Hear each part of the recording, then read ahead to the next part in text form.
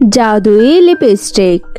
बड़ी बड़ी आंखें, लंबे काले घुंघराले बाल पर रंग सांवला होने की वजह से सुजाता अंदर ही अंदर बहुत परेशान रहती थी।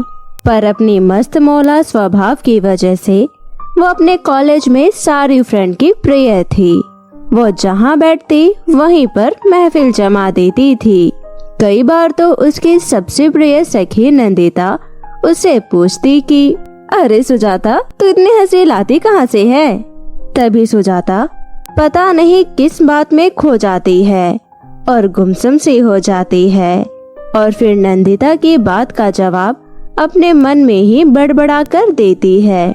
जिसके भीतर जितना दर्द होता है वो ऊपर से उतना ही सुख दिखाई देता है। सुजाता को चुप देखकर नंदिता बोलती है, अरे मैं तो मजाक कर रही थी, तू तो सीरियस ही हो गई। सुजाता को उसकी सहेलियों के साथ साथ उसके माता पिता और उसके दादी भी कभी समझ नहीं पाए, या फिर ये मान लिया जाए कि उन्हें कभी समझने की कोशिश ही नहीं की गई। माता पिता और दादी का सारा प्यार सिर्फ और सिर्फ सुमित्रा के लिए ही था, क्योंकि सुमित्रा के पैदा होने पर उसके पिता को बहुत बड़ा एक कॉन्ट्रैक्ट मिला था। सुमित्रा सुजाता से 4 साल बड़ी थी और वो बहुत खूबसूरत थी। उसका रंग मक्खन जैसा बिल्कुल सफेद था। एक तो सुजाता सुमित्रा से कम सुंदर थी और दूसरा जब सुजाता हुई तो खूब सारे पैसों का कर्जा उनके पिता पर आ गया था। इस वजह से घर में मुसीबत की तरह सुजाता को देखा जाता था। लेकिन सुजाता को समझ नहीं आता था कि इन चीजों के लिए सुजाता को ही दोषी क्यों माना जाता है। जब तक सुजाता छोटी थी, ना समझ थी, तब तक वो इन बातों को नहीं समझ पाती थी और अपने अधिकारों के लिए झगड़ती रहती थी। लेकिन उसे जब समझ आई तब उसने अपने आप को एक आवरण में समेट लिया। फिर एक दिन सुजाता एक पेड़ के नीचे बेंच पर बैठ गई। उस दिन उसका सुबह से ही मन बहुत उदास था। तभी दादी ने उसको पीले कलर की ड्रेस में देखा तो बोली, ये कलर मेरे सुमित्रा पर कितना सुंदर लगता। दादी की ये बात सुनकर सुजाता बहुत तेज से चिल्लाकर बोलती है, तो क्या मैं कोई कलर ना पहनूं? सब कलर तो सुमित्रा पर ही अच्छे लगते हैं ना। काश मैं भी सुमित्रा की तरह सुंदर होती। सुजाता की ये बात सुनकर ऊपर पेड़ से एक बेल का फल गिरा और वो डर गई और ये सोचने लगी, अगर वो बेल उसके सर पर ही गिर जाता तो उसका सर फूट जाता।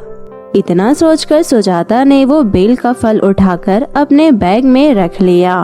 उस दिन तो उसको घर जाने की भी इच्छा नहीं थी, पर वो थोड़ी देर बाद घर पहुंची। अपने कमरे में जाकर उसने अपना बैग खोला तो उसने देखा कि पेड़ से गिरते समय वो बेल का फल फूट गया था। उसने जैसे ही उस फल को खोलकर देखा तो उसके अंदर एक लाल रंग की लिपस्टिक थी और लाल रंग की लिपस्टिक सुजाता को बहुत पसंद थी। उसको ये देखकर बहुत आश्चर्य हुआ कि बेल के अंदर लिपस्टिक कैसे आई, पर वो लाल रंग की लिपस्टिक देखकर उसका मन बहुत खुश हो गया। तो उसने सोचा क्यों न इसे लगाकर देखा जाए। इस बेल के अंदर ये लाल लिपस्टिक कैसी भी आई हो, मुझे उसे क्या लेना देना। सुजाता जैसे ही शीशे के सामने लिपस्टिक लगाने के लिए खड़ी हुई तभी उस लिपस्टिक के अंदर से एक आवाज आई, सुजाता, ये कोई साधारण लिपस्टिक नहीं है, बल्कि ये एक जादुई लिपस्टिक है।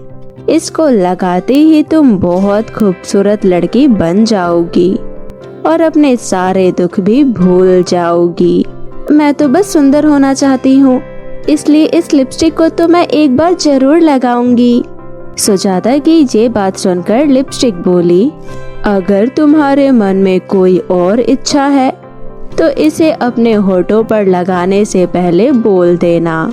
और लिपस्टिक की ये बात सुनकर सुजाता बोली, अरे हाँ, मेरे पैदा होने के समय पर पापा को जो भी घाटा हुआ था वो फायदे में बदल जाए, ताकि मेरे माता पिता और दादी सुमित्रा की तरह ही मुझे भी प्यार करे। ठीक है। अब सुजाता ने जैसे ही वो लिपस्टिक अपने होठों पर लगाई वो एक बहुत खूबसूरत लड़की के रूप में बदल गई। और उसके शरीर पर सुंदर सुंदर वस्त्र और आभूषण आ गए। अपने आप को जब उसने शीशे में देखा, इतना सुंदर पाकर वो लिपस्टिक को वहीं छोड़कर वहां से भाग गई और सीधे भागकर अपनी दादी के पास आई। सुजाता की दादी ने जैसे ही सुजाता को देखा तो वो उसे देखती ही रह गई और वो बोली, अरे सुजाता, तुम इतने खूबसूरत कैसे हो गई? और ये गहने? दादी, अब कभी मत कहना कि मैं अच्छी नहीं दिखती। दादी सुजाता की तरफ देखकर मुस्कुरा उठी और बोली, अरे पगली, तू तो बुरा मान गई। तभी सुमित्रा और उसकी माँ बाहर से आ जाते हैं। सुजाता को इतना बदला हुआ देखकर, उसके रंग रूप में इतना बदलाव देखकर सुमित्रा हैरान होकर अपनी माँ से बोली, माँ, ये काली कलूटी इतनी सुंदर कैसी हो गई? माँ, मुझे इससे भी ज्यादा सुंदर बनना है।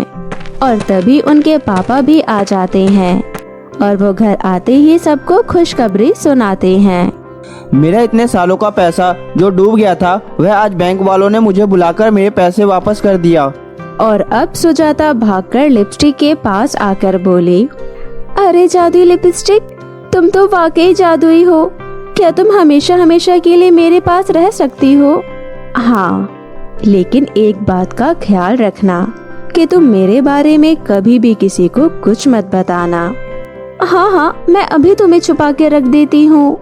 तभी सुमित्रा सुजाता के पास आई और बोली, सुजाता, कैसे हुआ ये सब? मुझे भी बताओ ना, मैं भी बहुत खूबसूरत बनना चाहती हूँ। अरे, तुम तो वैसे ही बहुत खूबसूरत हो, तुम्हें क्या जरूरत है? अगर तुम्हें नहीं बताना है तो मत बताओ। इतना बोलकर सुमित्रा वहाँ से ऐंठ में चली गई। दूसरे दिन जैसे ही सुजाता कॉलेज गई, सारी सहेलियां उसे देखकर अचंभित हो गई। सब उसके आगे पीछे घूमने लगे। उसी दिन जब वो वापस घर पहुंची, तब पापा घर पर पहले ही आ चुके थे। उन्होंने सुजाता को बड़े प्यार से अपने पास बुलाया और बिठाकर बोले, मेरी प्यारी बिटिया, मुझे माफ कर दो। हमने अपनी परेशानी में तुम्हारे साथ आज तक बहुत गलत व्यवहार किया, लेकिन आज मुझे मालूम हुआ कि घाटे का कारण तुम नहीं थी। मेरा अपना ही एक मित्र था जिस पर मैंने जरूरत से ज्यादा भरोसा कर लिया था। कोई बात नहीं पापा, मैं तो सब कुछ भूल चुकी हूँ। मुझे तो बस अब आपका प्यार चाहिए। अब सुजाता बहुत खुश रहने लगी थी और सब उसके साथ हंसते बोलते भी थे और अब उसके साथ कोई भी गलत व्यवहार नहीं होता था और सब बड़े प्यार से खुशी खुशी एक साथ मिलजुल कर रहने लगे। तो मेरे प्यारे दोस्तों, कैसी लगी आपको मेरी ये कहानी? मुझे कमेंट में ज़रूर बताएं और इसे अपने दोस्तों के साथ भी शेयर करें। और हाँ दोस्तों, अगर आपने अब तक मेरे चैनल को सब्सक्राइब नहीं किया है तो जल्दी से नीचे लाल बटन दबाकर अभी कर ले। तो मिलती हूँ आपसे फिर किसी नई कहानी के साथ। तब तक के लिए आप अपना ध्यान रखें। बाय बाय दोस्तों।